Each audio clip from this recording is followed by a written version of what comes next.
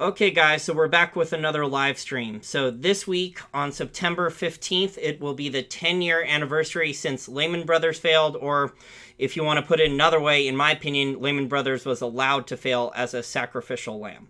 So we'll talk about that. We'll talk about some of the articles that are coming out in the mainstream financial media. Believe it or not, there's actually some honest and transparent stuff coming out in the mainstream financial media that's actually putting some actually legitimately good criticism to people for the blame of Lehman Brothers and the 2008 financial crisis, although there is also a lot of spin with the bank stocks. And there was another article that was a op-ed from Ben Bernanke and Hank Paulson and stuff. We'll talk about that as well in this live stream.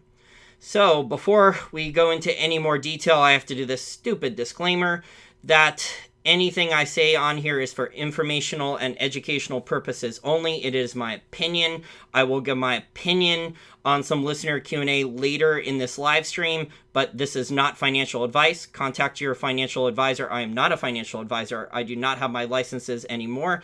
I've not had them for years. I had them during the 2008 financial crisis when they tried to get me to sell bad stock and mutual funds to family and friends, or they were going to fire me. That was the last time I had my licenses. That was a very long time ago. So while the shenanigans was going on with Bear Stearns and Lehman Brothers and stuff, was the last time I had my licenses. And I interviewed at other firms, and it was pretty much similar song and dance, that the more books I read and the more I wanted to learn, the less anyone in the regular financial industry wanted to talk to me, let alone hire me. One guy even said, dude, this is a sales job. Why are you reading this stuff? Why did you apply to this job? Go to a hedge fund. Hi, Jesse. Thanks for commenting. I'll answer listener questions later. So let me speak my piece, and we'll move on with this live stream. Okay, so the Lehman Brothers 10-year anniversary is coming up, and the main reason I'm doing this live stream is I want to talk with you guys what has changed. And in my opinion, almost nothing. In fact, the accounting fraud has gotten even more ridiculous. And you know what? Most people on Wall Street, a lot of regular people on Main Street who don't listen to this podcast or read any books, they don't care. As long as the stock market is going up, as long as the bond market hasn't crashed, as long as real estate prices are going up, everything, a lot of people are pretty content. As long as they have a halfway decent job and their asset prices haven't crashed, a lot of people really don't care. We are the minority, for sure. We are the minority. Okay, so let's talk about some of the articles that have come out recently about Lehman Brothers. So there's a really good piece. I'll put it in the info section of this video after this live stream is over. It's from Francine McKenna, who's a really good financial journalist. She's pretty good, unbiased investigative reporter. I think she works for a number of different publications. So she has an article that came out yesterday saying reforms haven't eliminated risk of another Lehman-type failure. And I'll attach a link to this article. You can read it yourself. But there's some interesting stuff in here, and she interviews a number of different experts about Lehman Brothers. And so one of the main so first of all, there's obviously the crisis is 10 years ago. It doesn't seem like it's 10 years ago, but it's 10 years. It only seems, especially for gold and silver people, like it was a couple years ago. But, it's been 10 years now.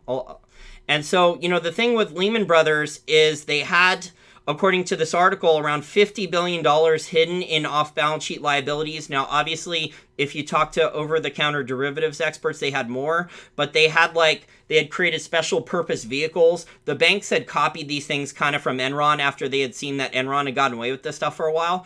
And so they had special purpose vehicles, and they had moved off a lot of balance sheet liabilities to comply with leverage ratios. And if you listen to Jeffrey Snyder on the Eurodollar University stuff, he talks about this as well for seasons 1 and 2. So if you want more if you're very sophisticated and you want to learn more advanced stuff, definitely go listen to that over on Macro Voices, seasons 1 and 2. It's free. But Lehman Brothers had a lot of problems. But according to this Francine McKenna article, she interviewed an expert or two in there as well. And one of the experts actually said something that shocked me. He said that Lehman Brothers had good enough collateral that they should have qualified for bailouts. And so basically then he said they had plenty of collateral and they were never insolvent, according to this guy, and they should have qualified for the loans. And basically it sounds like a lot of the, whether it was Hank Paulson, who was former Goldman Sachs and the Treasury Secretary, or his undersecretary, I think Geithner at the time, or the people in the Fed, and also the other Wall Street CEOs, because remember, there was closed-door meetings. There was emergency meetings with Wall Street CEOs at that time, and it sounds like basically all these guys in the Treasury, the Fed, and other Wall Street CEOs had decided, like a secret cabal, that they hated Dick Fuld at Lehman Brothers, and that they were going to not help him out. They were going to basically let him fail. But, meanwhile, there was thousands of good employees at Lehman Brothers who were not evil banksters who lost their jobs. It's really, really sad. So basically, if you read this article, I think it's pretty well balanced. I'll attach a link to it, that it sounds like Lehman Brothers should not have been allowed to fail. But as a libertarian, we should have, with free markets, we should have let these banks fail. There should have been a cleanup. Their bankers should have went to jail. None of these high banking executives actually went to prison. I think a couple lower level salespeople in Goldman Sachs that sold a few mortgage-backed securities, I think they were used as scapegoats. But none of these high level executives that knew that they were selling garbage to pension funds and regular people on Main Street. Even my grandma, before she passed away, I think either a little bit before or during the 2008 financial crisis, and my parents inherited a good amount of money from my grandma. But my grandma, may she rest in peace, had been sold, her portfolio, when I was looking at it with my dad, she had a ton. She had been totally fleeced. She had been fleeced for over $100,000 in, bad REITs, real estate investment trust, bad mortgage-backed securities. She had just been totally fleeced by her salesperson who had collected, many thousands of dollars in commissions off of her and probably was laughing at her how much of a sucker she was. And this is the financial industry. Not everyone in the financial industry is this bad, but this exemplifies a lot of people inside the financial industry, especially the large banks. Unfortunately. I wish I was wrong about this. There are some good people in there, but if they do speak out like me, they could get blacklisted and then they'll never get a job again. So they basically have to create a fake profile. They have to comment on YouTube videos under a fake name. They can't get caught on Twitter saying anything too controversial, because the banks, a lot of them are so there's the stereotype that banks are Republican because they're rich capitalists and they're Republicans. That's just not true. A lot of the people on Wall Street are rich Democrats now. So if you speak out too much against the Fed, if you say the wrong things politically, and you're working either at a hedge fund, a certain type of hedge fund where the owner of the hedge fund or the investors are all hardcore Democrats, or at a bank, a lot of banks like Jamie Dimon and other people are really hardcore Democrats, Lloyd Blankfein's a hardcore Democrat, then you're risking getting totally blacklisted. Yeah, so anyone want to sound off here on Lehman Brothers? I really don't think that anything has been learned at all. Nothing has really changed. If anything, I think that there's even more accounting fraud. If you listen to CNBC or Bloomberg, there are tons of talking heads on there, either the guests they bring on, which they select. Now, guys, a lot of those guests that they bring on to CNBC and Bloomberg, normally they don't even bring bears on too much anymore. Or if they do, they cut them off really quick. But a lot of those experts, and I'm using air quotes, that they bring on to those mainstream financial media shows, they're interviewed 2 or 3 times before they ever get to go on, and they wait like 5 hours to go on TV for 5 minutes or less. They wait in a green room and other stuff. It's a total waste of time. And, they're screened. So if they give the wrong answer, if they give the wrong answer in a pre-interview from a assistant producer or producer, their interviews get canceled. That's how much spin, that's how much narrative, that's how much basically it's not objective, honest arguments for the most part anymore on the mainstream financial media. That's why you don't see people like Peter Schiff on there anymore. Dr. Mark Faber, even though Dr. Mark Faber was telling people that people should buy stocks during the height of the crisis because there was blood in the streets and there was bargains for quality companies, that was a good time. No one on the mainstream financial media gives him credit for that. And so they just say, because of his persona on his website, that Faber's wrong all the time and he's always too bearish. He doesn't get credit for his good bullish calls. DQ, did you see the article from Paulson, Geithner, and Bernanke saying they want the banks to have more power? LOL. Yes, I just saw that. And I just saw on Zero Hedge the response from Jim Grant of Grant's Interest Rate Observer. So yes, I did see that. Well, the funny thing is all these major people, whether they were former Treasury Secretary or former Fed people, first of all, Bernanke deserves a lot of the blame, along with Alan Greenspan, for causing 2008, because they didn't understand, how over-leveraged the banks were. But, also, you have the article yesterday, and Christopher Irons over on Quote the Raven, he's doing a superb job on his new podcast there. He went on an epic fucking rant yesterday. It was fucking hilarious. If you don't like language, though, don't listen to it, but he went on an epic rant yesterday about this article that came out. And so there is, let me just summarize the article really quick, and I'll attach a link to it in the link section. So this was a presentation at the Boston Federal Reserve, I think, over the weekend. A former IMF chief economist. By the way, these guys, these chief economists and these government economists, they make, mid to high six figures or higher salaries, and they can't be fired, and they're always wrong. And their solution is, we'll just change the rules. We'll just print more money. We'll just give crazy amounts of credit to people who can't pay back. We'll just pump the asset prices. We can't let the asset prices fall too much because of government tax revenues. And he said that in the next, recession or depression, that the Fed should basically copy what the Bank of Japan is doing. He said that the Fed, because the Bank of Japan, for those of you who are not familiar, the Bank of Japan has done all kinds of crazy things. The Bank of Japan is the largest owner, I believe now, of Japanese government bonds, even more than pension plans, even more than the Japanese pension plans. And the Bank of Japan also started buying, about 6 years ago, I want to say, stock market ETFs. And now they are the largest holder in Japan of stocks. So they own more stocks than Japanese pension funds. They own a massive amount of Japanese ETFs. And so this former chief economist at the IMF, let me look up his name. His name doesn't even really matter because he's just another empty suit, another talking head with the same bullshit Keynesian playbook that, when we screw up, when we make another mistake, the government has to get more power. The banks have to get more power. They have to get more control of the economy. And it's this mentality that has been set up, and this is why the brainwashing is so important in the universities with Keynesian economics and Marxism and socialism and all that garbage, and also the mainstream financial media, is they need to have set up, the majority of people have to have this mentality that it's okay for the government to step in and change the rules and print the money and all this. A lot of people need to accept it. And so the people in power have set up with coordinated brainwashing, and this has taken decades, this heads we win, tails you lose type of mentality. So if they're printing the money and the asset prices are going up, you have the talking heads on CNBC and Bloomberg telling you everything is great, the economy is doing great, you should buy high and sell higher on stocks, you should pay 25 times earning or higher for these large cap dividend stocks that have no revenue growth and are using accounting fraud and financial engineering to get the executives rich in only a couple quarters so they can get out, load the company's balance sheet with debt like General Electric.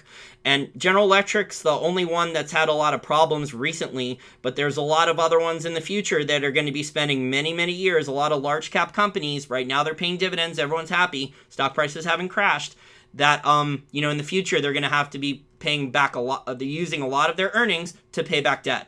So your companies like 3M, McDonald's, ExxonMobil, all these companies have been doing tons and tons of financial engineering for years now. So the executives of the company get rich. In the short term, shareholders make money, but long-term shareholders are probably going to be, so over the next 5 to 10 years, if there is another stock market crash, if it's allowed again, they're going to be bag holders.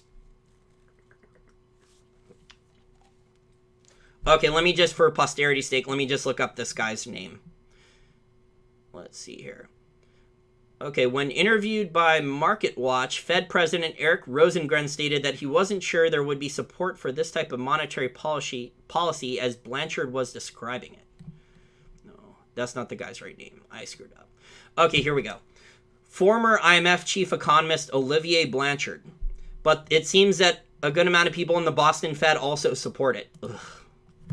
More intervention, more change in the rules. And this is why, a lot of people that have been calling for a stock market crash, they've been wrong. They've been wrong because they don't understand how the people in power can get away with things. The goalposts are moved. The rules are changed. Sometimes I feel like Charlie Brown where Lucy just pulls the football. And I feel like that pretty often now. I'm sure some of you guys do too. If it's a really old cartoon, so I'm not that old, but some of our older listeners would understand the cartoon I'm talking about. But nothing has crashed yet except for foreign stocks. So a lot of other stock markets outside the US are not doing well. Obviously, you guys know I've talked at length recently about the dollar rally causing problems for emerging markets. So that's pretty obvious. In China, we have slowing down of the exported goods. There was an interesting article too about the real estate bubble in China. That was on Zero Hedge. It's in the Wall Street for Main Street Facebook group. Let me look up the dollar index right now. Dollar index is still hovering around 95. Some people are calling for a top in the dollar index. In my opinion, what we have to see, and maybe I'll do a short video on this, is we have to see months and months of the dollar not getting above 96 and like getting slammed back down. And so if I see, I don't know, another couple more months at least of the dollar failing to break above 96, then we start to see the dollar maybe head to 93, 92, 91 or lower, then I'll start to think this dollar rally may be over. But until we get something along those lines where it's failed for months to get above 96 and then it starts to really slip a good number of points below 95 where it is now. So if it drops to maybe 90-ish or lower, then I'll start to think the dollar rally has failed. But as of now, I think the dollar rally is just consolidating for right now. But we have to see evidence that the dollar rally has failed, and I don't see that evidence yet. So I think the dollar rally is still range-bound for now, but if you made me make an educated guess for the short term, for at least the next couple months, I would say the dollar probably is going to continue to go higher. Okay, so if I stop speaking briefly, it's for one of three things. I'm either checking my notes to make sure I'm covering the comments or the points I wanted to cover. I'm either taking a swig of water, or I'm going to be reading your listener questions or comments and then repeating them out loud and then trying to give my opinion and answer them. Okay? But I wanted to thank all my Patreon contributors because there were some people that didn't like some of the words I used in the last live stream.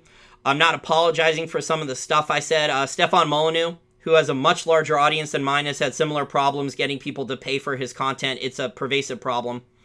But I want to thank the people who did increase. There was a handful of you guys who increased your donations on Patreon, so thank you very much. What I may have to do, guys, is for some of these short videos that were free, like I was planning on I just researched the world's largest and lowest cost silver miner, and I was going to talk at length about this. I went through their investor presentations and some of their other stuff and looked up their costs. I may have to do a short video, and instead of putting it free, I may have to put it through Patreon account contributors only. This is a new normal now, guys. You have to make tough decisions. I would love to give everything out for free and have a couple good paid advertisers and have the $1,000 or more to upgrade for my equipment with a brand new microphone for $1,000 or more, and hire prepay my audio editor up front and buy a new laptop and all that. There's just not resources for this right now on the podcast. But I'm doing the best I can. And, we're gonna keep doing this. I'm signing up for Zencastr later, and we're gonna start doing some interviews with those. So we'll see how those turn out. I'm not familiar with that software. Skype is a no-go, guys. Some of you guys were telling me, oh, you're a moron. You should know how to uninstall Skype. You cannot uninstall Skype. Okay, I was uninstalling it for a month before September 1st. And I was able to do that successfully and use my recording software. And now Microsoft, when I try to do that, it allows me to get to the old Skype Classic, but then it blocks it and says that I can't make a call. So, and I already spoke to tech support for my recording software program company, and they said we're SOL, shit out of luck. They said they're not going to be able to do that. So, the banks. Oh, the other thing I forgot to mention about the banks is that you will not hear the talking heads who are pumping bank stocks still. And President Trump is even cozy with the banks and financial industry. He's not going to stop the banks. The banks are actually going to be able to get away with even more probably under President Trump because his Treasury Secretary, again, surprise, is another Goldman Sachs alumni. But the banks, one of the major reasons the bank stocks went up besides all this the bailouts and TARP was that the FASB, which is the Financial Accounting Standards Board, they are the only industry, the American banks were large cap American banks that were allowed to not mark their assets to market. And this is still suspended for the banks. So the banks do not have to mark their assets down. They're marked to model still. And if you try to bring this up with anyone on CNBC Fast Money, I've tried bringing this up, they don't want to talk about it. Okay? They just want to be like, well, I looked at the financials the banks put out, and the banks are undervalued. Stocks are going up. Stocks went up in the short term. That's what they'll tell me. I'm right, you're wrong. So, in the short term, bank stocks may go up a lot more. They may go up a lot more, but there are underlying fundamental problems that no one on Wall Street especially wants to talk about with the banks. The U.S. banks are much better capitalized compared to European banks, but I would also warn people, and this is not financial advice again, stupid disclaimer, that large American banks also have bad counterparty exposure to most of the European banks. So the European banks, as you guys know, I've repeated this ad nauseum for a while now, a couple years, the European banks have a lot worse problems, and the European banks could potentially fail. They've already been secretly bailed out by the European Central Bank with that QE explosion for the last couple years, but they've also been, the Federal Reserve has been helping with central bank currency swaps, the ECB, for years as well. And I was the first one to really report that. So that actually brings me in with another story.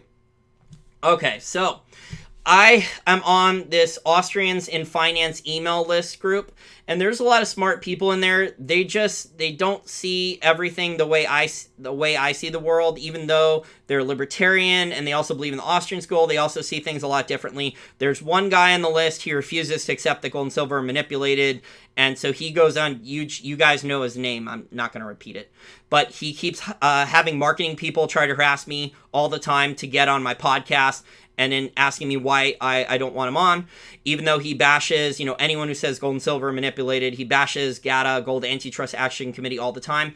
So there's very smart people on there. They just they either don't have the time to study certain things the way I do, or they just refuse to acknowledge things. They're either permabulls on stocks, or they just do not see the world the way I do. So you can send out a group email. So I tried to, about a year ago, after I joined this email list, send out a group email telling people about the central bank currency swaps. And it was very interesting because immediately I started getting emails from people who had worked on Wall Street telling me I didn't know what I was talking about. I was a stupid moron. And one guy even sent me a link to the Federal Reserve's balance sheet claiming that it was accurate. And I was thinking to myself, you know what? I can't even have a conversation with these guys anymore.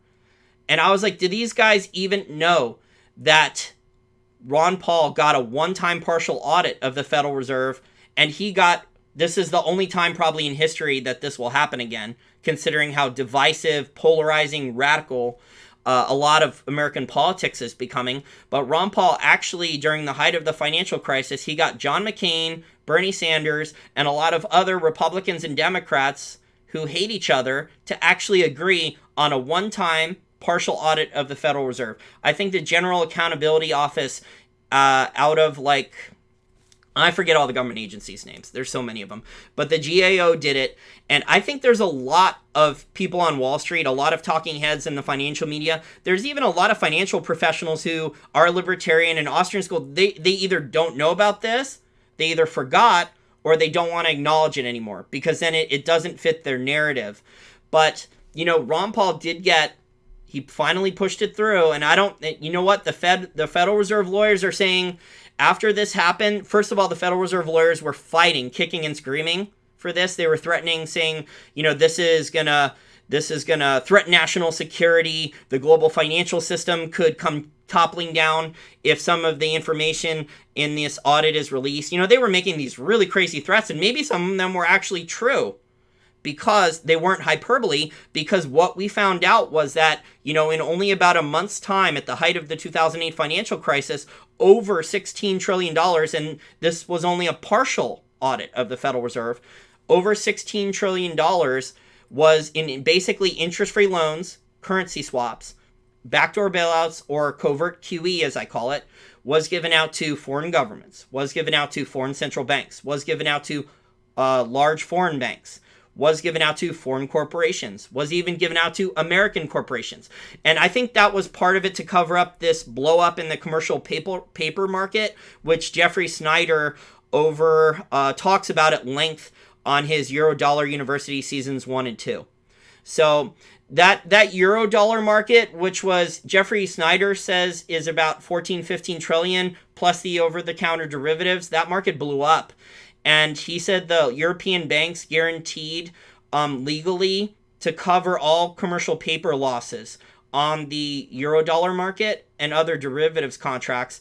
And so I think those currency swaps were there to cover up the over-the-counter derivatives fires and the commercial paper market blowing up. That's why those currency swaps went into effect.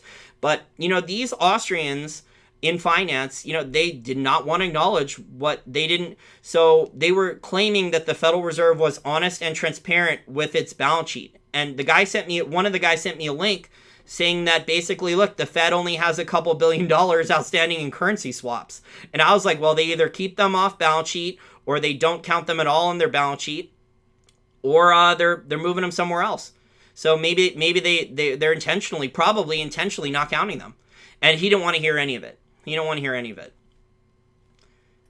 And I was like, if that balance sheet that you sent me, that link to the Fed's balance sheet, was honest and accurate and transparent, then why did the Federal Reserve fight Ron Paul getting that one-time partial audit so much? And why did the Federal Reserve and its lawyers come out and make statements during and after as Ron Paul was fighting to get the audit, and the audit was approved? And even, the scary part, guys, is a lot of those articles about the Federal Reserve audit, they're really tough to find on search. A lot of them have been totally scrubbed. Go through Google and try to find a lot of the articles. A lot of them are really not even on the internet anymore. I went through selective searches on 4 or 5 different search engines, and I could only find a couple different articles on each search engine. I went through Zero Hedge looking for articles, and there was more articles that came up about the one-time partial audit of the Federal Reserve on Zero Hedge, but they were also tough to find. But on regular search engines, so Microsoft Bing, Google, DuckDuckGo, I went through a number of the different major search engines, including DuckDuckGo. DuckDuckGo was actually even harder to find the partial Federal Reserve audits. There was almost nothing. So it's almost as if those articles have been scrubbed. I don't want to get too conspiratorial here, but it's almost as if most of those articles have been scrubbed. Because people just, you don't want to talk about it. So people are saying that these central banks are honest and transparent. Why are they fighting any independent audits? Okay, I'm taking a swig of water.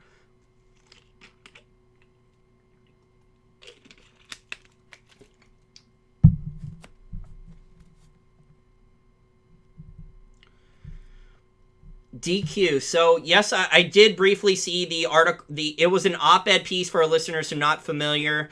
There is an op-ed piece that former U.S. Treasury Secretary Henry Paulson, who was former CEO of Goldman Sachs, who when he became Treasury Secretary for George W. Bush, he did not have to pay any capital gains taxes for selling his Goldman Sachs stock. I believe he saved over $500 million in capital gains taxes. Evil laugh. Sorry, I think I screwed that up. I was attempting for an evil Dr. Evil laugh. Yeah, so they wrote an op-ed piece this past weekend because everyone's kind of coming out with this 10-year Lehman Brothers anniversary, what has been learned, what has changed stuff. And they basically said that the people in power need more power to deal with crises. Okay, let me see if I can read some of the summary here for you guys who... I'll attach a link to this as well.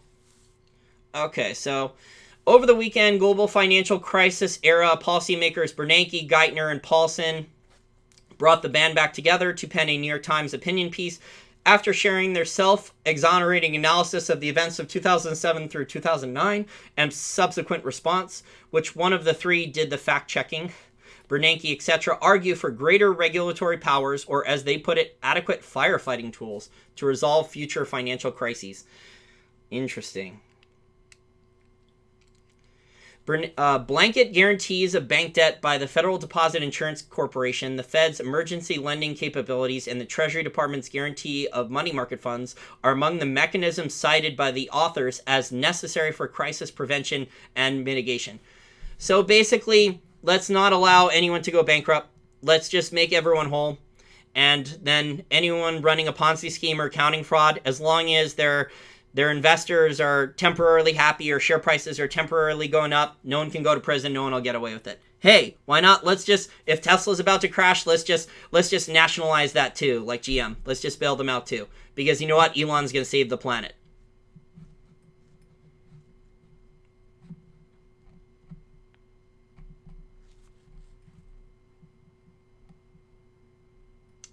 Cannon Wilds, keep up the good info.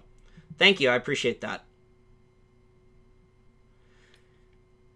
Cannon Wilds, which building do you drive by every day? Do you drive by the Washington, D.C. Federal Reserve building? Oh, Lehman Brothers building, do you mean? Oh, okay. Because I've been talking about the banks, sorry. I think you meant the old Lehman Brothers building. MC, mind the gap, generally accepted accounting principles.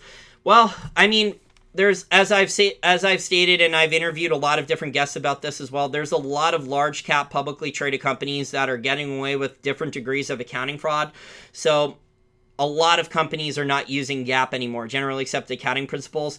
If you are going, and this is not financial advice, but this is for research purposes, and if you want to learn to do your own research and do your own due diligence, if you're going to look at financial statements and going to look through quarterly reports, going to look through annual reports, and you want to know more of the transparency and truth of the financial statements, you really have to read the footnotes below them to see if they're disclosing. And also there's always a paragraph or two from the lawyers disclosing any potential bankruptcy risks. So those paragraphs are key. The footnotes below the financial statements, and also the couple paragraphs from the lawyers outlining any potential risks of the reasons that the company could go bankrupt. So they can say that, look, we disclosed everything. Look, we were in the gray area. We were committing accounting fraud or borderline accounting fraud, but we disclosed everything. Everything was in the footnotes. Everything was in the couple paragraphs in our quarterly report or annual report, and you didn't read it. So it's your damn fault.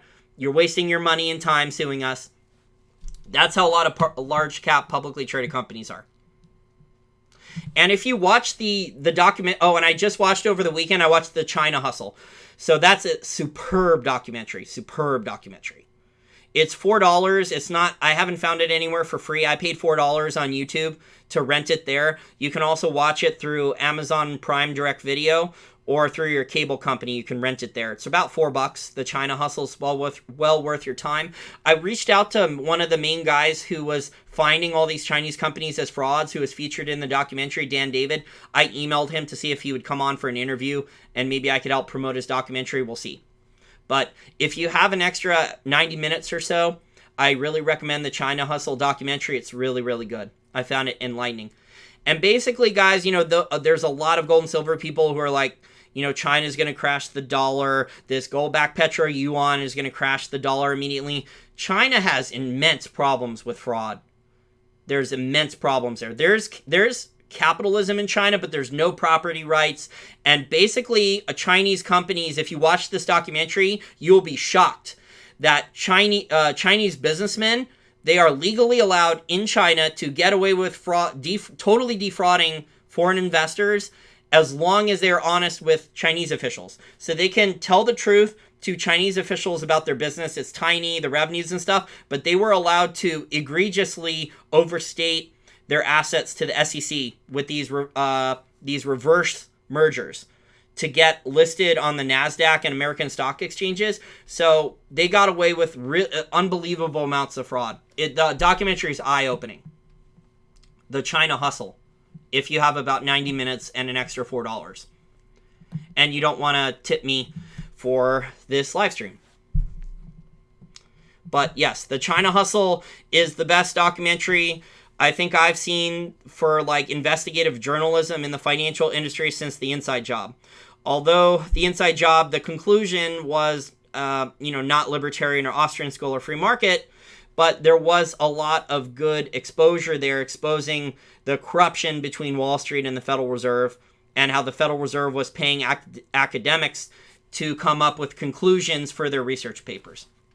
So The Inside Job was a very good documentary as well. It's old, it won an Oscar, but the solution, and I'm using air quotes, for the people who did The Inside Job was that, there needs to be a lot more regulation for the banks. No. I'm tired. The regulators don't do their jobs. We have tons of laws already on the books. There's laws for fraud. No one goes to prison. Almost no one goes to prison for fraud anymore. There's tons and tons of laws already on the books in the financial industry. There was more than 5 regulatory agencies at the local, state, and federal level regulating mortgages and regulating banks. And you know what? They're going to always make this claim that we didn't have the money, we didn't have the resources to stop this. But some of these agencies had many billions of dollars, and they still didn't get anyone. Okay? So, you know what? We just have to send a message, like I said, to some of these CEOs that if you commit fraud, you can go to prison. You only have to send a handful of CEOs to prison for fraud, and it'll send a clear message.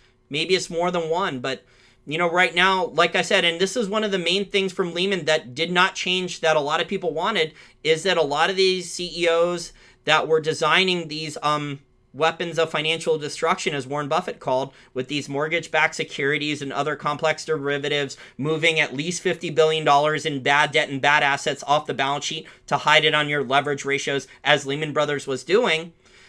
No one went to prison for this. That was, moving stuff off your balance sheet. That's basically Enron type of accounting fraud. And people went to prison for that type of fraud with Enron. For the Wall Street banks, didn't happen.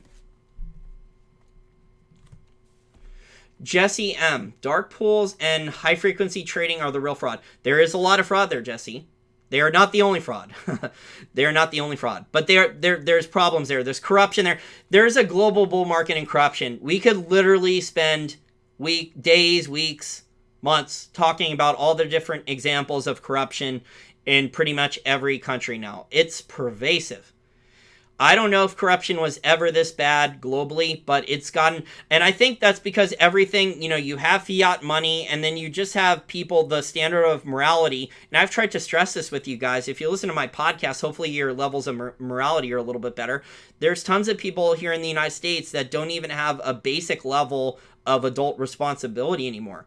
I mean, we have people like running red lights all the time, running stoplights, not picking up dog poop. I mean, I could go up and down the list of basic adult responsibility stuff so you don't kill anyone or hurt anyone or anything like that. And a lot of people now are not even doing the basic lowest level. And I think that's because a lot of people either don't have common sense or it's been bred out of them. If they had common sense and a good, strong moral framework, the society would be better. People wouldn't stand for what the economic and political elites have gotten away with. DQ, which rant? I was talking about the rant yesterday that Christopher Irons on Quote the Raven did, where he was saying like the economy is totally screwed up. It's a joke. But yeah, he does go on a lot of rants, but that one yesterday was particularly good. And it was based off the article that the Fed should buy stocks in the next recession from the speech of the former IMF chief economist. And he basically went on a rant saying we don't have an economy, we don't have real accounting, we don't have markets anymore. I mean, it's kind of like, it's basically like that quote from GATA, Gold Antitrust Action Committee, Christopher Powell. Sorry, I had a temporary brain fart there. It's what happens when you talk for 38 minutes and you don't take breaks. But he basically said, Christopher Powell said, that we don't have markets anymore. We only have manipulations. So we do, for smaller companies, people on Main Street, if you're a small business owner, there is no bailout coming for the most part. Okay? So you have to be a capitalist. You have to be aware. You have to protect your ass. But for people that have a certain amount of money and also the right political connections, or they can buy politicians with lobbyists or whatever, then, you can get away with a lot now. It's really sad. And that's why, we don't, hopefully President Trump will reestablish rule of law. I am not as optimistic though, although he's doing a couple things lately. Remember on the last live stream, it was either the last one or the one before, I ranted that Trump needs to declassify documents, thousands of them, from a lot of different things.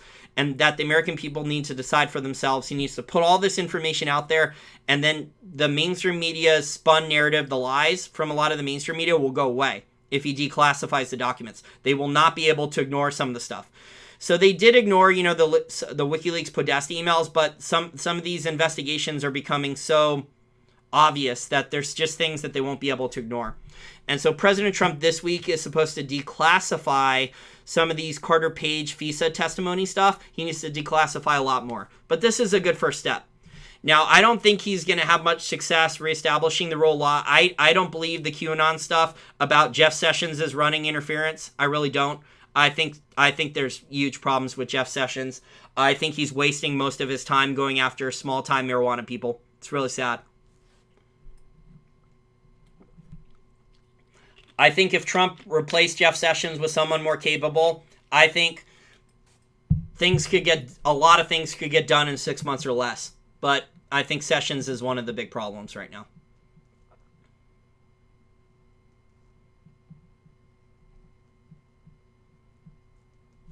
Thomas Partridge, Swiss National Bank will be eagerly awaiting Apple's iPhone launch event tomorrow. Oh, the technology fund, the technology hedge fund. I'm surprised they haven't renamed it yet. There's a rebrand coming. Yeah, man, they trade tech stocks. I wonder if they've been buying Facebook on this dip or if they're shorting it.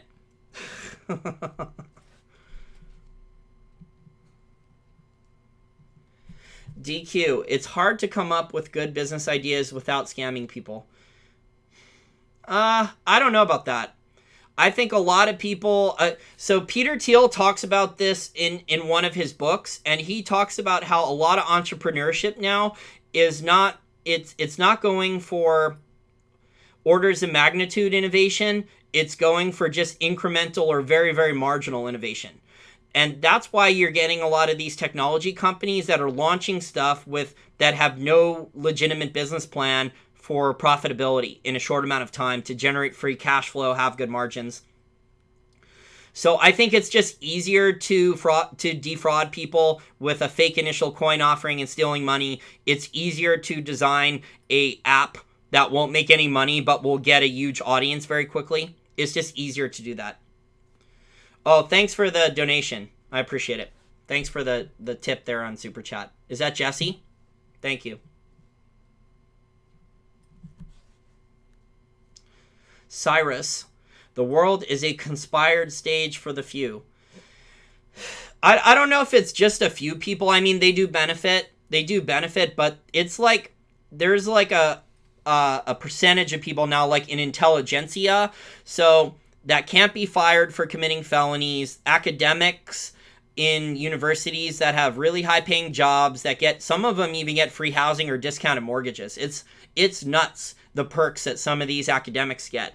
And they're not held accountable for, bad results. They're screwing up kids. Kids are graduating with tons of student loan debt. And, the educational technology company, the business plan that we have, it would offer people a comprehensive financial education at an affordable price. It would really help make a dent if I actually raised, $1 million or $2 million to actually put the full thing into effect.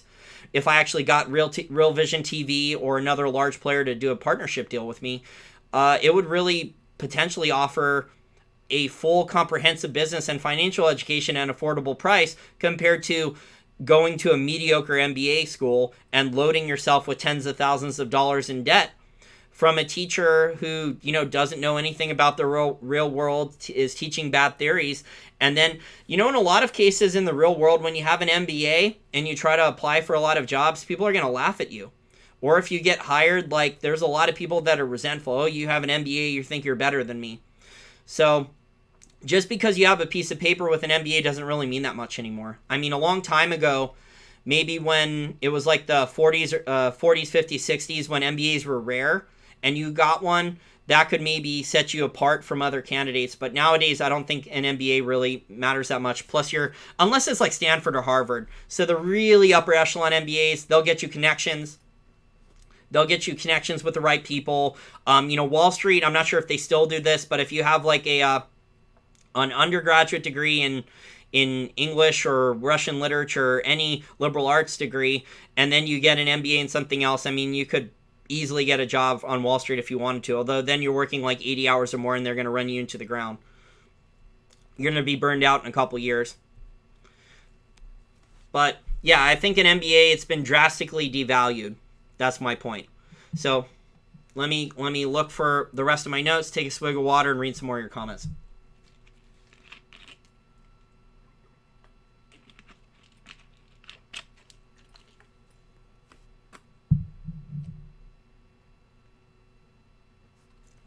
Did you guys see that the SEC approved the credit default swap ETF for retail investors?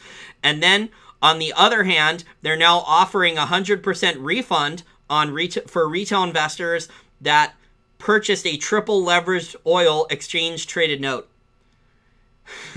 And then 2 other leveraged VIX ETFs also closed. I think they paid people off at around $6 a share because they're worried about blowing up if the VIX starts to rise. The VIX right now is only at a little over 13.22 when we're recording this.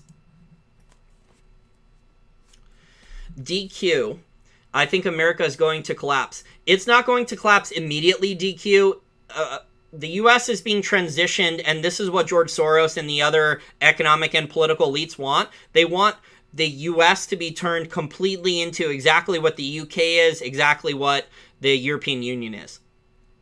Where a lot of people don't complain that much. They hate capitalism, open borders, welfare state, full welfare state.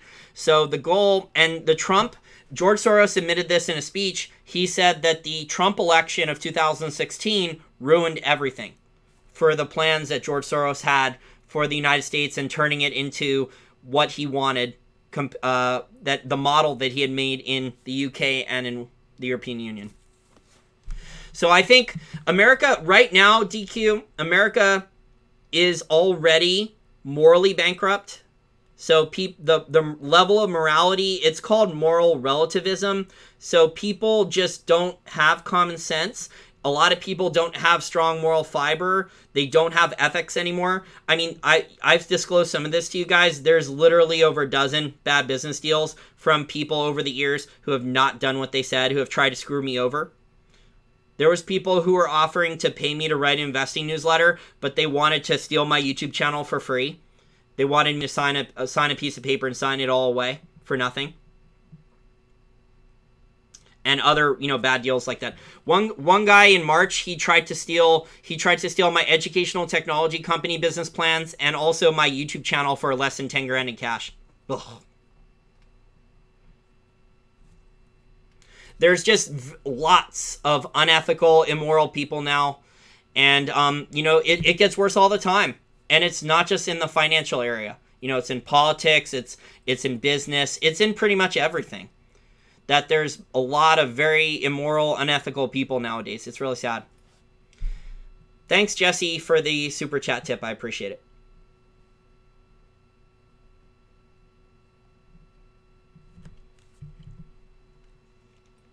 DQ, email me, wallstreetformainstreet@gmail.com. We'll talk there. I may have a couple.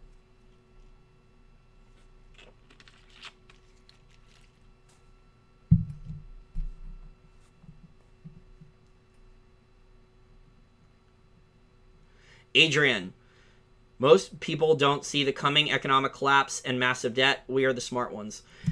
Yeah, I agree. But you know what? As long as the stock market's going up and as long as real estate prices are strong and not falling, and as long as the bond market is managed, because go look at charts on the 10-year U.S. Treasury yield and go look at, I posted charts of this in the Wall Street for Main Street Facebook group in the last couple weeks. And basically when the U.S. Treasury, 10-year U.S. Treasury yield got above 3%, and there was a lot of experts out there saying once the Treasury yield got above 3%, there was going to be a huge bear market on bonds. To me, it looks like it's managed, that the plunge protection teams came in, high-frequency trading algorithms maybe that are managed by plunge protection teams. Maybe it was a central bank. We don't know. And came in and started buying bonds like crazy. Because we know that on the commitment of traders that a lot of the hedge funds were massively short bonds. But, they can't, when treasuries were briefly, I think it was in May, for a couple days, briefly, the yield was briefly over 3%. I think it was 3.05%. It was smashed back down below 3% very quickly. So it looks like, the borrowing will continue. President Trump is running this supply side economics right now. And, there's this book coming out about, the Deep Throat guy, the journalist from Washington Post. I'm running a blank. Bernstein? Woodward or Bernstein? Woodward. And he's saying, because I guess he interviewed Gary Cohn, because Trump hired Gary Cohn from Goldman Sachs, and Cohn actually is not Republican. He's actually a never-Trumper. And Trump hired him anyway. It's kind of a head-scratcher why. And so Gary Cohn gave Woodward all this information for his book, because I don't think Gary Cohn ever liked Trump, but Trump hired him anyway, which is weird. But anyway, though, basically Cohn said in Woodward's book, or he's quoted as saying, that Trump is going to keep borrowing lots and lots and lots until interest rates spike. MJS1374 Abel, is it hard to live in D.C.? Well, I don't live directly in D.C. because it's even more expensive than living in Northern Virginia, but yes, it is very hard to live here. Had I made more money with this online business already and got my educational technology company funded and had a lot more online income, I probably would have moved at least 6 months out of the year. I'd either be traveling or trying to find a new place to live at least part of the year. Yes, it is very hard to live here. I want to say about 10 years ago, this area became even more radicalized. A lot more radicals started moving here. I've been here since the year 2000, except for when I went to college for a couple years and briefly for law school for a year before I dropped out. But yeah, this area has become even more radicalized. There used to be actually a decent amount of Republicans here when I moved here in 2000. So this area wasn't too bad, but it's gotten like tons and tons of Democrats, and really radical Democrats have moved to this area desperate for government jobs. And a lot of them get their jobs. I don't know how. A lot of them make over $100,000 a year, Cadillac health insurance plans, can't be fired even if they commit a felony. It's pretty crazy. And, very power hungry people. And they're not good people. So if you've read Atlas Shrugged and you remember the character Wesley Mouch, there's thousands and thousands of government bureaucrats here like that.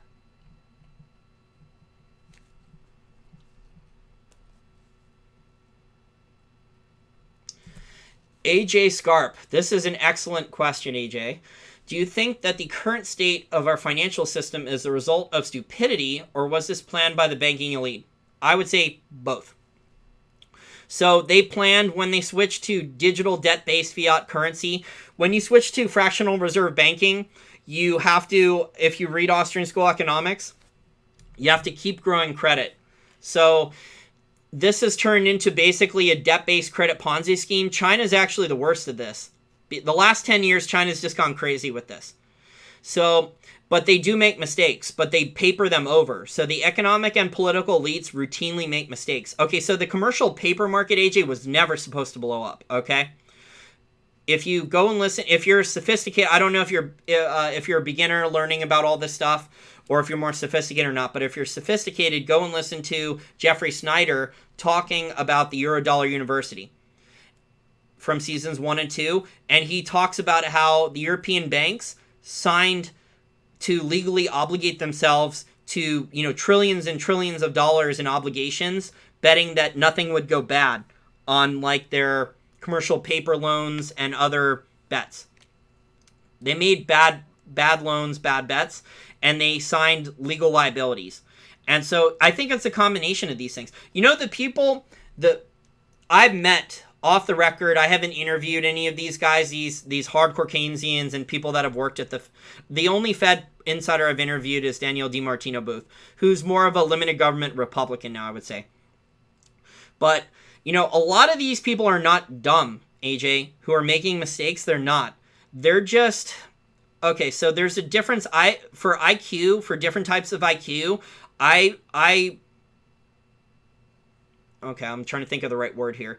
I view people as either book smart, street smart, high emotional IQ, or a combination of these things. So there's financial intelligence for financial IQ, but that's more of like book smart. But some people can have a combination of these things. Some people can have a lot of one or not of the other.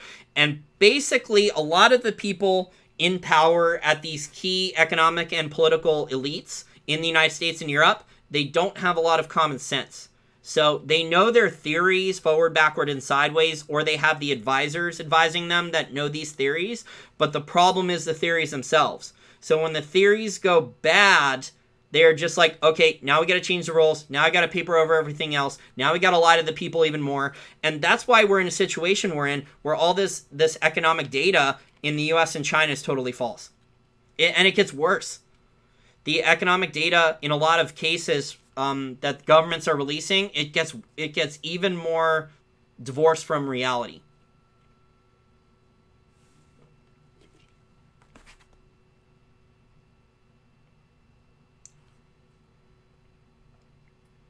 Okay, I'm checking my notes.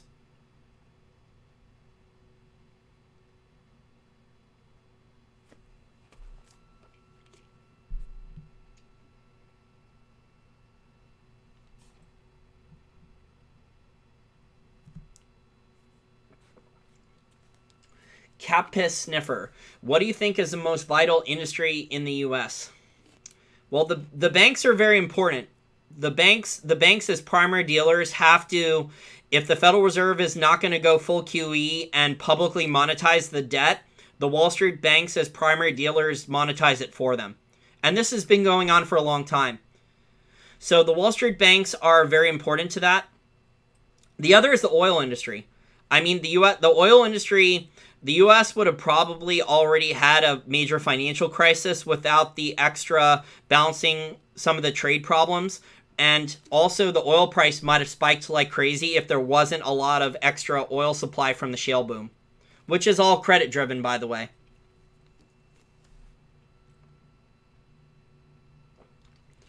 Jesse M. Greed is human nature. Yeah, greed is part of human nature. But you know what? Capitalism incentivizes people to do the right thing. And if people screwed up, then either they file bankruptcy or if they committed fraud, they would go to jail. So, you know, the problem is that we have all these fraud laws on the books. And if people are committing fraud, they should go to jail. But, you know, if you I believe in incentives. So if the government is incentivizing people the wrong way, then they're not going to, the behavior is going to end up screwed up. The economy is not going to be good. There's going to be all these problems. So there's big incentive problems right now in the economy and throughout society. There's really bad incentives problems. Those are screwed up too. Jesse M. We still have all our roads, buildings, power plants, etc. The U.S. years ago had an enormous lead in infrastructure. The problem with the U.S.'s infrastructure is it's falling rapidly. Depending upon the state you live, there is enormous decay in the infrastructure, and the states do not have the capital to fix all their infrastructure. So that is a big, big problem. Many trillions of dollars are going to have to be spent. And China has built all this infrastructure and cities and things.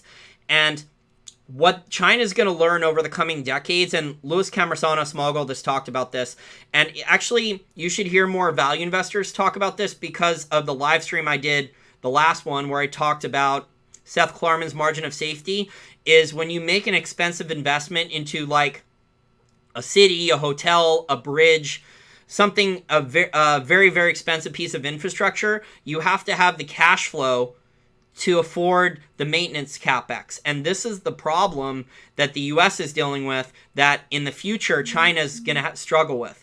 China's not struggling with this now quite yet, but in the future, in the decades to come, China is doing Keynesian central planning, but they're going to really struggle on the costs, the cash flow, the maintenance capex to keep all their infrastructure from starting to decline. So right now, mainland China has really, really good infrastructure, but they're going to run into the same infrastructure problems that the U.S. has now.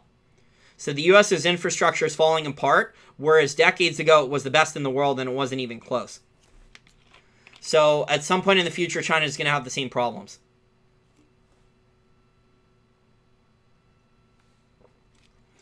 Okay, guys, well, we're right around an hour. I think I covered pretty much all the stuff I wanted to cover in my notes. So I'll just ask you guys, and you can either comment in the live chat here, or you can comment after this video is done loading in the comment section if you think anything has been meaningfully changed since Lehman. Also comment if you think that Lehman Brothers was a sacrificial lamb. I think that Lehman Brothers was intentionally sacrificed for a number of different reasons. One of which was everyone on Wall Street and in the Treasury Department hated Dick Fuld. And so a lot of employees lost their jobs because of that hatred of the CEO of Lehman Brothers. And the other one was it was done intentionally as a sacrificial lamb to force Republicans and Democrats in Congress to agree immediately, basically without doing any more research or due diligence or looking into things, for the TARP programs, all the additional bailouts. They signed off on these things because, remember, they threatened congressional people that there was going to be martial law and all the ATMs were going to be shut down in a week or less. And so the banking lobbyists, the heads of the banks, threatened both people in both parties of Congress that if they didn't agree immediately to TARP and the bailouts without conditions, that there would be martial law in the U.S. Okay, guys, well, that's it for right now. I'm going to shut things down. I'm getting tired, and I'm going to work on getting some interviews booked for the rest of this week. I'm going to be trying out Zencastr. We'll see how things go with that. Hopefully things go all right.